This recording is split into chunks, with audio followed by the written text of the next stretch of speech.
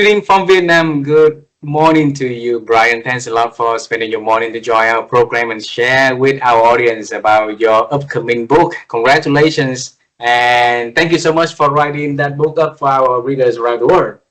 Well, thank you for having me back on. I've always enjoyed speaking with you, and so I look forward to this conversation. And before we go into the book, I think it's good for our audience to know a little bit about who you are and the work you do. Brian, would you please do that honor first? Sure. I spent the entirety of my career in the insurance industry, but more than 20 years ago came across the work of Dr. Robert Cialdini, who's the foremost expert in the world on the science of ethical influence. And I was just enamored with it and began to incorporate it into everything I was doing, the sales training, the coaching, leading, all of those things. And in parallel, I thought, you know what, I could maybe turn this into a business one day. So I started my company, Influence People, in 2009 and slowly began to work toward leaving the insurance industry and doing this full time. I did that 7 years ago, and now I work with clients and individuals to teach them about the research in social psychology around influence, but more importantly, how to put it into application so that they can achieve better results. Wow. And I still remember vividly about how you got acquainted with Dr. Cialdini. And I think it's best for our audience also to have you to share a little bit about that stories for them so that they know how everything started beginning to make you into the becoming a influencer in the field of influencing, please. Sure. So a coworker had given a video to my boss and I. She was studying for her master's at the Ohio State University, saw a video of Dr. Cialdini presenting at Stanford. And it was a marketing class. So she came over, she gives us the video and she said, I think you guys will really like this. I watched the video and the light bulb comes on. My first thought is, holy cow, the psychology that he's talking about, it's the foundation of all selling. It explains why certain approaches work and why certain approaches don't. Next thing was everything was based on research. And I'm an analytical individual. And so I really felt like I could confidently get behind this and support it because there was data. This wasn't motivational hype or fluff. There was real information behind it. And the third thing that stood out to me was his stance on ethics, that you could do this in an ethical, upright way, non-manipulative ways to influence people. So I start using the video. I'd show it around the company. We'd have conversations. In the meantime, I signed up for Stanford's marketing. They had lots of other wonderful resources. But one day, one of their marketing flyers hits my desk. And as I page through it, boom, there's Cialdini's picture, big picture of him. And in bold letters at the top, it says bestseller. Right underneath it in bold letters, call it influence, persuasion, or even manipulation. And my first thought was, I cannot believe they actually used that word manipulation to describe his work because he was so clear about non-manipulative ways. So I thought, well, either the copyright person didn't watch the video or they're just really bad at their job. So I emailed Stanford and I basically said this: I don't know anybody who wants to be manipulated. I don't know anybody who's looking to become a manipulator. That word cannot be helping your sales, but it's probably really hurting. Well, I never heard from Stanford, but sometime later my phone rang at work and it was a representative of Dr. Cialdini's company, Influence at Work. Chris introduced herself and said, I'm calling to personally thank you on behalf of Dr. Cialdini. It came to our attention that you sent an email to Stanford, and because of that email, they're changing the marketing of all of our material. I thought, wow, that is really cool. So we had this wonderful conversation. Before we hung up, she said, if your company's ever looking for a guest speaker, Dr. Cialdini travels the world to talk about this. I said, I sit next to the woman who plans our events and books our speakers. Would you like to talk to her? And as fate would have it, summer of 2004, Cialdini was in Columbus, Ohio several times to address the insurance agents that represented our company. And that was the beginning of my relationship with him. Wow. What made you to email Stanford?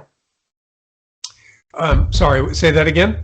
You know, back then, right, because of that word manipulated, and then you decided to take action on that. So I just want to know what drive in your head back then that make you make that move. Yeah, I guess I will just say the moral part of me The part of me that recognized manipulation is not good. I think we all know that. But it was strong enough within me to say it needs to be addressed, that they should not be advertising his work. That was a misrepresentation of him and his work. And I just felt strongly that that should not be the case. And I'm so thankful that I did that, because if I would have just held that in and thought, oh, wow, those copyright people are terrible, I probably never would have met Dr. Cialdini. And when I spoke at his conference about a year and a half ago, it was called Influence Amplified. And I'm up on stage and Dr. Cialdini is in the front row down to the right. And before I started to speak, I said, I have to thank you, because you not only have changed the course of my career, obviously it's what I've been doing now the last 7 years, but you changed the course of my life, because your work changed how I interact with my wife, how we raise our daughter, how I work with and interact with my friends and family. It literally was life-changing for me. And when I shared that with him, I got teary-eyed. I had to stop. I got really emotional because I owe so much to him. And I just want to see people get the same kind of benefit in their life, professionally and personally, that I've gotten from learning and then putting into practice his work. So 2014, that's the first time Dr. Cialdini came to your company and gave speech, right? So 2004, 10 years prior. 2004. Okay, so since when you become a part of his global team? And you said that there's only a few people been selecting to become in the the people in under his wing. Yeah. So once we had him come out that summer, my boss and I went out to Arizona and went through the 2-day workshop called the Principles of Persuasion. I had to stay on my boss for 3 years to finally allow me to go back and get certified to become what's called a Cialdini Method certified trainer. And that happened in early 2008. At that point, being a certified trainer, I could go out and represent myself as a representative of Dr. Cialdini's. And so I began to do a lot of internal workshops with leaders and in our field salespeople, and then eventually started doing workshops outside with our independent insurance agents who represented us.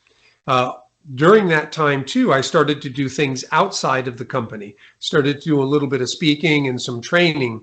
So I was getting deeply immersed in every aspect of this. And I looked at the time at the insurance company, and I got certified in 2008. I left in 2018. So I had a decade to really work with the material, see how it impacted sales and leadership, got to learn how to market myself and market the workshops that we were doing with independent agents. And so I kind of had a foot in two worlds. I was deeply immersed in my corporate job, but I also was realizing all of the things I'm doing now will help me when I decide to finally step away. And again, that I made that decision in November of 2018. November 2018, 7 years ago, right? I think prior to that 2004, or before the day that you sent the email to Stanford, you seem to me that you've been looking for the answer somewhere in the works from Dr. Cialdini actually popped up and it resonated with you about influences, right? So why did you go into that quest looking for that answer? Well, I had read Stephen Covey's 7 Habits of Highly Effective People. I'd read that many years before. And the one thing I took from the book, I wrote the personal mission statement. And that mission statement starts at the top. It says, when I die, I want to hear God say, well done, good and faithful servant. You are faithful with a few things. I will put you in charge of many things. Enter into the joy of your master. And then I talked about my faith, my family, my personal well-being, and my career. In that order, those are the priorities of my life.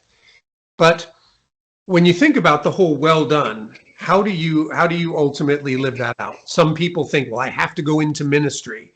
I have to go into the mission field or something. And I thought about that for a while.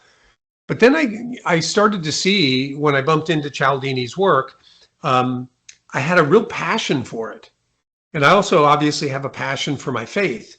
And so as I started to think about it and these two started to converge, I realized if I can help people enjoy more professional success and do so in an ethical way, if I can help them enjoy more peace and happiness at home in an ethical way by understanding how to ethically influence people based on this research, well, that's a really good thing, right? I mean, your success at the office may open up doors for sending your kids to college, paying for your daughter's wedding, the dream vacation, retirement, all of these things that are so important.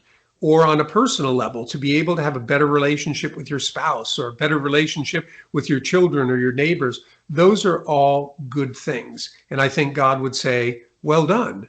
And so to be able to combine these two just has been really, really wonderful. And the further I go in my understanding of influence and my walk with the Lord, the more I see the tie-in between the two. Mm. So in your world, how do you define influence though?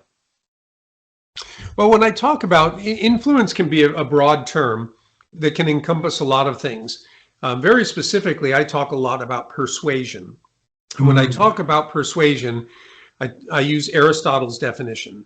Aristotle said that persuasion was the art of getting someone to do something they wouldn't ordinarily do if you didn't ask. And so when you recognize how we communicate can make all the difference between yes and no. What we have now that Aristotle did not have is we've got 9 decades of research into this field where social psychologists and behavioral economists put into play different scenarios to see how people will respond. And so we can come back with confidence and say there are better ways to communicate based on the research that we have. So within that umbrella of influence, there's persuasion. We also talk about persuasion.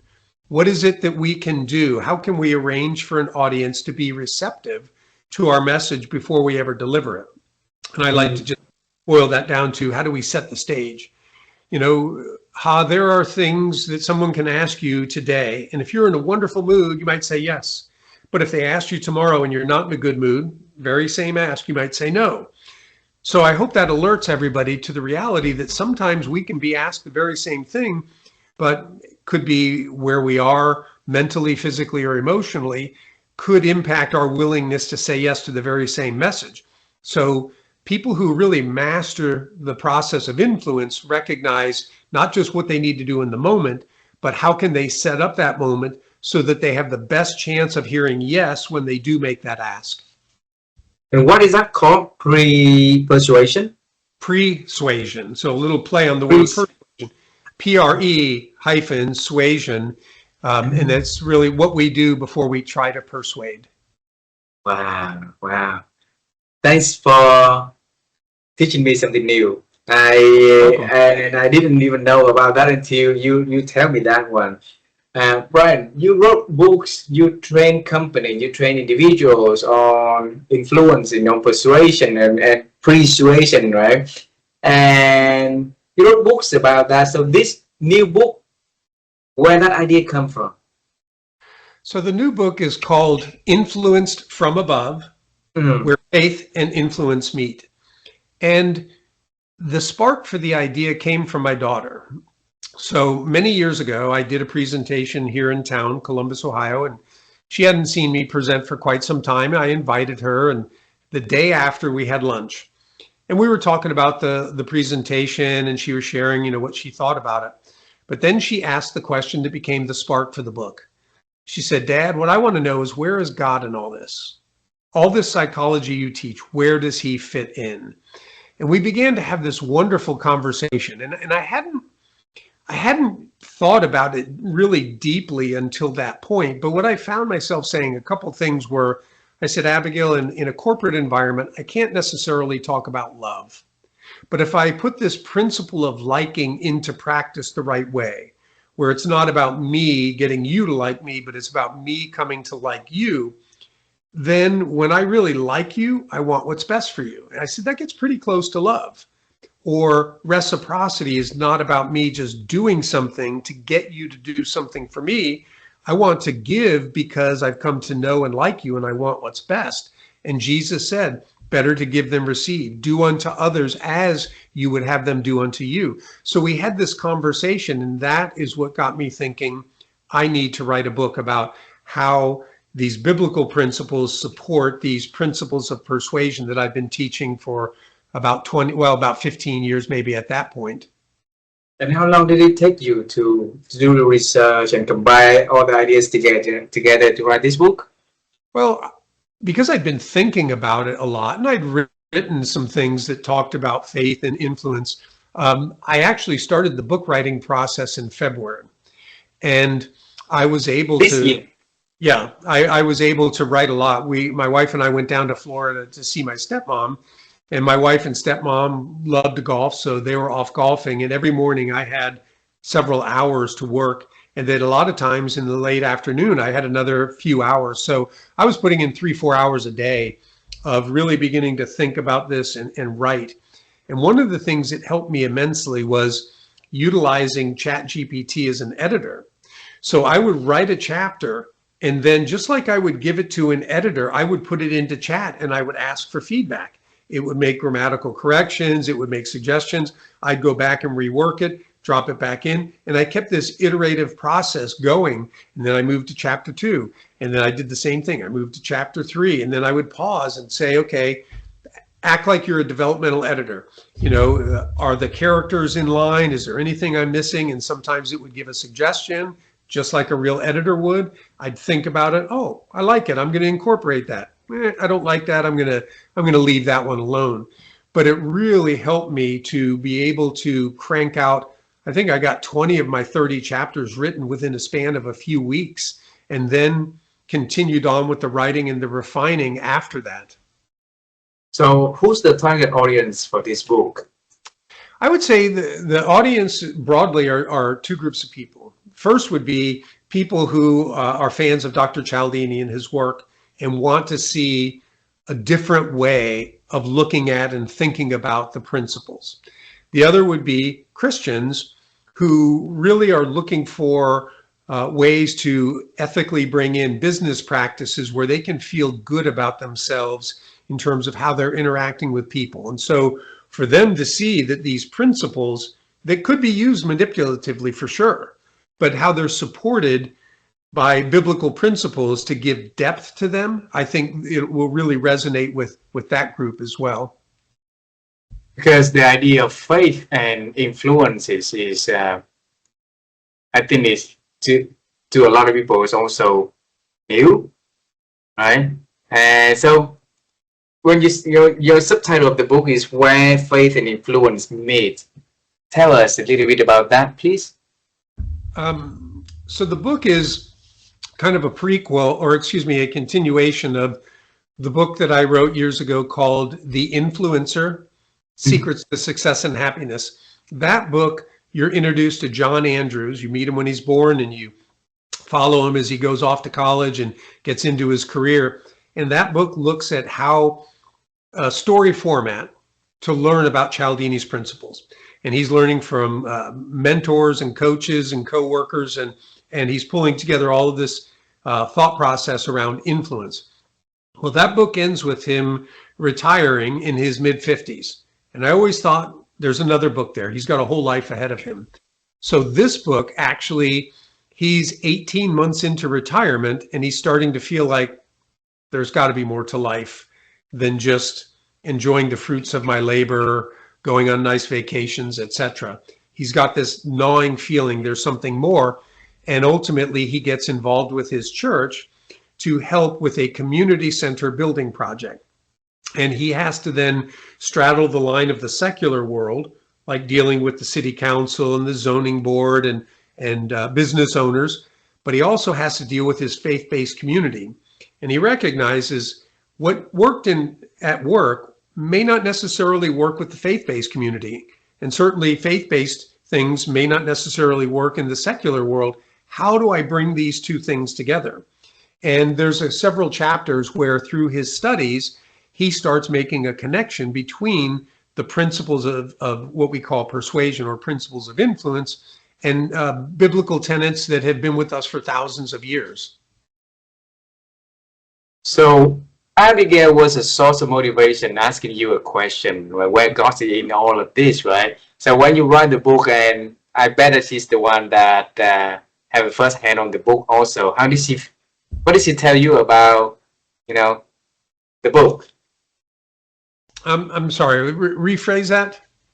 What I was saying is like, because this book starts from the idea that Abigail asked you, Mhm. where God is in all of this, right? And then that triggered the idea for you to write a book. So after you wrote this, what did she say about that? Well, she hasn't read it yet. Oh, she So hadn't read it no, yet. but obviously she's honored the fact that her question is what sparked the interest to write the book. And actually, the John Andrews, his wife is named Abigail. So anybody who would read the book, you'd be reading, about a parallel to my daughter. I mean, as I was thinking of that character, I'm always thinking about Abigail, and she was in the first book too, because she meets John and they get married. So yeah, she's really sparked a lot for me in terms of thinking about my faith. And it's been wonderful, that many years ago, this goes back into the 90s, when I was leading several Bible studies. As I would read through the Bible, I started putting down all of my thoughts, and it turned into a kind of commentary. I mean, it's about 1,000 pages of my thoughts regarding the Old Testament and the New Testament. And now that she's an adult and she's a mom, as she's reading through the Bible, she refers to my notes, and we text quite a bit about, what did you mean by this? What do you think about that? And it is wonderful as a parent to be able to sow into your children's lives, even when they're adults. Wow. So that is also influence and faith meets, right? Because years ago in the 90s, you're starting to write things like that. So that hopefully that influence will span across time also, right there, Yeah, Brian. it would be like having a foundation of fitness because you're involved in all these things, but then you decide to take up a particular sport like running or taekwondo or something. But you have this base of fitness under you because you've done healthy things. I had a strong spiritual base because of all that time leading those Bible studies, our time at church, writing that biblical commentary. So it wasn't as if I had to start from scratch. I had a great idea of how these pieces fit together, but I hadn't sat down and really started organizing those thoughts. Hmm. I know the next question is not going to be fair for you, but I have to ask you this question. If you pick one chapter out of the book that you want to share with our audience today, right? So what would that chapter? Um, there's a chapter, and I forget which chapter number it is. I want to say 3 or 4, where the lead character, John, is wondering, does God really answer prayer today?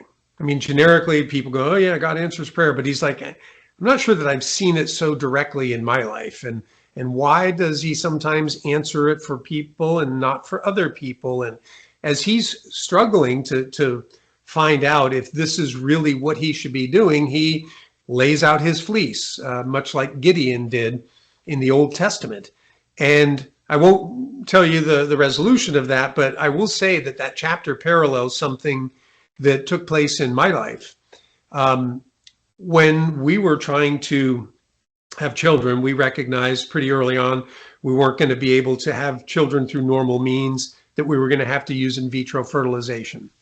And I remember praying and I said, God, if we're going to have a child and Jane is going to stay home, we're going to have to refinance our house and we're going to have to change a lot of things. And I'm not going to do that hoping that we have a child. If we will have a child or we won't. And so I'm not making any moves until I hear from you. Well, I didn't hear anything. So after some period of time, I'm praying again. And I said, God, I'm going to lay out my fleece. Just like Gideon did. I'm going to put out my fleece. And if the interest rate would hit 7.5%, now this goes back into the mid 90s when interest rates were still pretty high. And I said, if the interest rate would hit 7.5%, I would take that as a sign, like Gideon, that I should act. So after that, I start looking at interest rates and they're doing nothing but kind of going up. And I forgot about it for a period of time.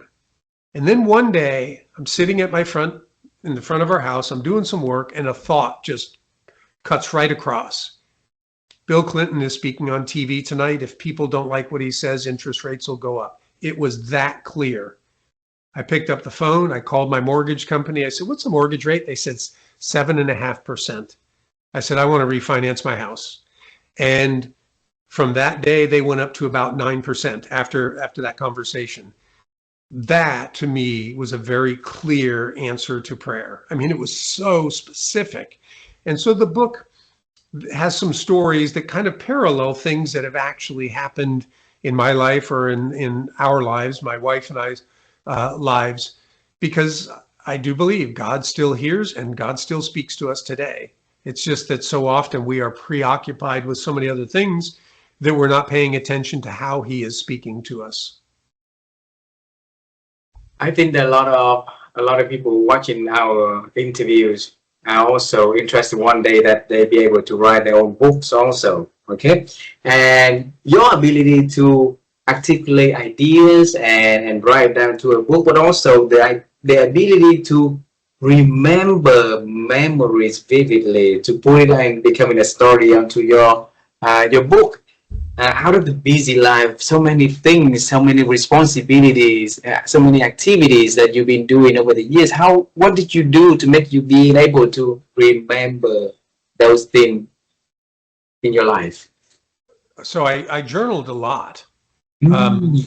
When I got in that habit when I was a sophomore in high school, an English teacher required us to keep a journal. And to be truthful, as 15-year-old boys, we thought it was dumb. But so much was going on that year, between playing varsity football, started dating a girl, my parents ended up separating. There was just a lot going on. I wrote handwritten hundreds and hundreds of pages of, 8x10 notebook paper. And then I had to do more when I was a junior. I wrote some when I went off to college. Now, I didn't do it every day and I didn't do it every year. But then early in our marriage, I started journaling again and did so for many years. So I had a lot of experience writing. In my role with the insurance company, I started writing a monthly publication about sales. So not really related to my book, but I just was in the habit of writing. When I started blogging, which was 15 years ago, I set a goal to write every single week, at least one article. And so for 15 years, almost every single week, I've published an article. A lot of that writing then can become the basis of, like, my first book, Influence People, my next book, Persuasive Selling. I'd been writing about that stuff. So I was able to pull a lot of that content and start working with it and adding to it. And I felt like I had that foundation of fitness that I just needed to pull from for a different project. But what I would encourage somebody to do, so somebody could be watching or listening and say, well, I haven't been doing that. Start today. Just start whatever interests you, write about it, or it could be your life, write about it. Get in the habit of doing that with some consistency, because you really need that. If you're going to write a book, you have to lay out kind of a plan and be very consistent. I can't tell you, how many times I've heard people say, oh yeah, I started writing a book, but I just got busy. They just didn't. That's like saying, yeah, I was training for a marathon and I just got busy and I stopped. Well, are you going to ever go back? You put in all that time, you've got a foundation of fitness.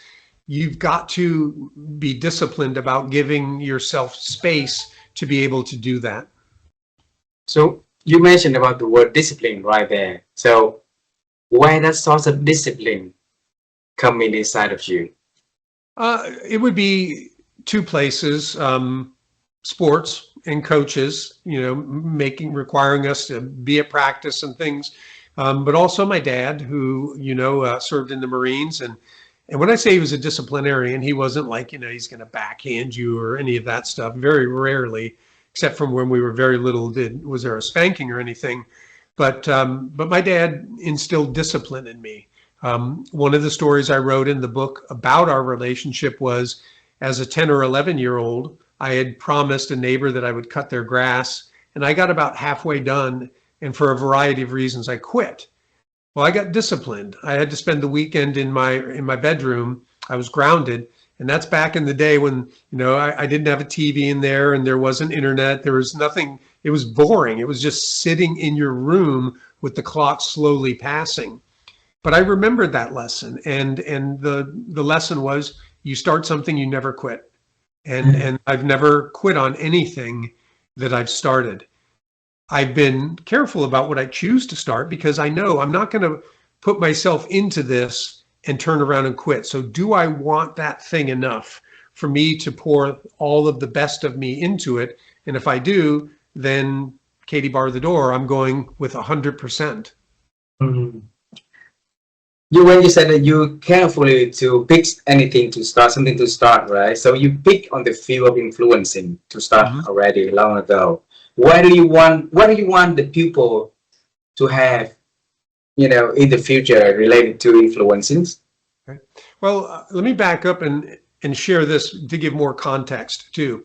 I tell people I don't do a lot of things, but the things I do really well. So I got very enamored in high school and college with weightlifting. I competed as a power lifter, and then I competed in bodybuilding. After I stopped that, about a decade later, I started running marathons. Well, I was all in on that, and I realized pretty quickly I could do well, and I qualified and ran the Boston Marathon a couple of times because I just wanted to be the best I could be. I had no illusions that I was going to win the Boston Marathon, but how good can Brian Ahearn get, given the constraints of my life, family, etc.? From there, it was Taekwondo, and I ultimately got my second degree black belt in Taekwondo. So 3 things that I poured myself into to see how far can I go, again, given the constraints of my life. So when it comes to influence, it was kind of the same thing. I was so enamored by it and just felt so passionately about sharing it that was the thing I was going to do. So when I started Influence People, that is what I do. I help people apply influence to their leadership, to their sales, to their management. But if somebody comes to me and says, Brian, can you teach us a leadership model? No, there are people who do that. I can help you be a better leader within that model by understanding how to influence. I don't develop sales processes for people. There are folks who are experts at that and the metrics and all of those things. But once you have your process and you want to make it better because you can more easily influence people in an ethical way, I can help you with that. So again, this is just a kind of a picture. I'm taking that one thing and I want to be the best that I can possibly be at that. Wow. Wow. In case of our audience want to get in touch with you and want to order the books, right? So how do they do that, right? Well, the book will be available on Amazon starting October 21st. Anybody who wants to get in touch with me, there are 2 primary ways. One would be my website, influencepeople.biz. And if they go out there, they will see that I've been, like I said, blogging weekly for more than 15 years. I've been on hundreds of podcasts. There are videos. Then there are links to my LinkedIn courses and the other books that I've written. The other way would be to connect with me on LinkedIn. So anybody who reaches out, I am happy to connect with them. I will ask them how they found me. It's nice to know where the traffic's coming from or why they want to connect. But as you know, I post daily. So anybody who is interested in learning more about how to ethically influence people, if they're following me every single day, they're going to see something about how to influence people. So almost in a drip marketing fashion, they will learn about the skill of influence. Wow. Wow. I have a few last questions, and it's outside of the book. But every chance that I have, every time I have a conversation with you, I love to talk to you and ask a few more questions. So about 4 weeks ago, my wife and I bought a website called sustainabilitymind.com. So we want to help people to build the mindset of sustainability. And whatever you do, you help leaders to get better at what they do by understanding the power of influence so that they can lead well, they can build better relationship and drive better performance for lasting. So it's somewhere related to sustainability, right? So I just want to hear from you. If you define a sustainability mind, what is that in your world?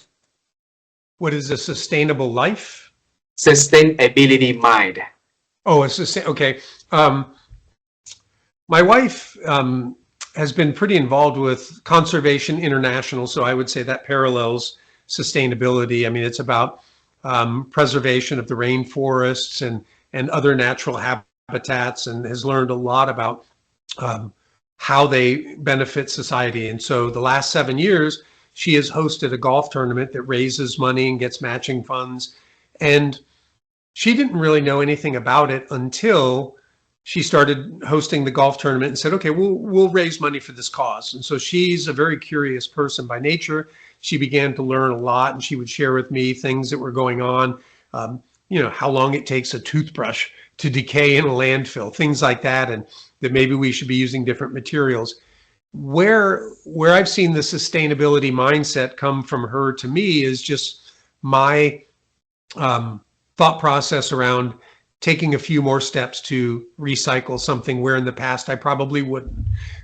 To maybe take food scraps that she'll collect food scraps, and then her boss has a compost pile and she gives them to him and he dumps them out there. And so they're little steps, but if everybody was taking those little steps, that would make a big difference in terms of sustainability and conserving the environment and doing the things that are really important. The other thing that I think about too is the messaging around that. And so I will share with you a couple things. One, persuasion can become very important, right? Just diving in and asking somebody to maybe donate to sustainability, they might be like, oh, no. But if you ask the right questions where they start to say, well, yeah, the environment's important, and well, yeah, I want to make sure that my kids or my grandkids have an environment that's healthy. You're kind of walking them in this path to get them to realize it's more important to you than you realize. Then they might be more willing to donate.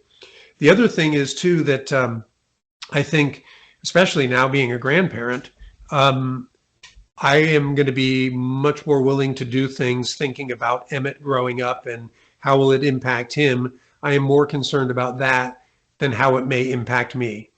I mean, I've lived a good long life already, and God willing, hopefully I live decades more, but hopefully he's going to be around this earth for 80, 90, who knows, with technology, maybe 100 years. Mm-hmm. So I'm more concerned with him than I am with me in terms of some of these like sustainability issues. Wow, beautiful. Thank you so much for that. And along the way, you mentioned about thinking. Okay, and I think that whatever for influencing, for sustainability, anything we start by the way we think also. So the same question I asked you last time, I just want to hear from you again. This time is how have you been growing your ability to think, Brian? I think it's primarily been around the combination of faith and influence. As I mentioned before, I'd kind of had sporadic thoughts, but I hadn't pulled them together. And for me, what's happening is the more I learn about influence, the deeper I go. When I first learned about it and was certified by Dr. Cialdini, I got out into the world and I thought, I'm an expert at this. I can help you. And to a degree, I was an expert. I learned from the foremost authority in the world. But I look back now and I realize I didn't know as much as I thought I did. Very similar to as we grow up, right? When we're kids and teenagers, we think we know it all. And then we go to college and we realize we didn't know a lot. And then we get in the working world and we realize we got a lot to learn still. And so I've been going deeper all the time in terms of not just understanding these principles, but then like, how do they apply to selling? Specifically in the sales cycle? How do they apply to leadership? And I just feel like I keep getting deeper. But for me, moving from just talking about ethical influence to really like eternal influence goes even deeper. That it's not just about, building a relationship to get some work. That's important. It's important to help the client. It's important to earn an income. But when I start thinking about the relationships I'm building with people, and I have an opportunity to have an eternal impact on these people, Mm. that's where my thinking is at this point in time. It's just getting to something much, much deeper than just understanding these principles and how to put them into practice. Beautiful. Thank you. The last question is for me. Okay. If you see what I do, we've been forming a company called helloNEWNESS. All right, and we came up with the framework called NEWNESS to help people to embrace new things in life, so that they get themselves, like you say earlier, it's about beauty the foundation, and then from that foundation, they can get themselves ready for change and welcome change, right? And when I look at what you just shared, from influence, you try to see a new idea that you can go deeper, go deeper. That is where newness is coming to your works, right? So if you look at the importance, or if not importance, from newness in your life, how do you see it in your life? How do I see newness? Well, right now, being a grandfather, and Emmett is almost 7 months old, looking at the world through his eyes. And I start finding myself thinking things like, he has no idea what a cloud is, what the sky is, what the sun is, but he's looking at these things. And I know that his mind is making all of these connections to one day he'll say, cloud. And he'll have a concept that we share as to what a cloud is and what the sun is. And that, for me, gets me thinking differently than prior to him coming into the world. I mean, my daughter helps me think differently. My wife helps me think differently. But this is at a whole different level because I'm trying to wrap my mind around all that's taking place in his little brain to sort out this world and to understand soon that, oh, grandpa, grandma, grandpa's house and all of these things. So that's kind of the newness for me. And I really look forward to, being able to read books that were so enjoyable when we read to our daughter, or to sit down and watch a TV show with the wonder of a child, because sometimes they're watching that and they think it's real. And just to allow yourself to get so immersed in those things, to enjoy the holidays at a different level, all of this stuff is bringing back a newness that we experienced almost 30 years ago when our daughter was first born. Wow. Wow.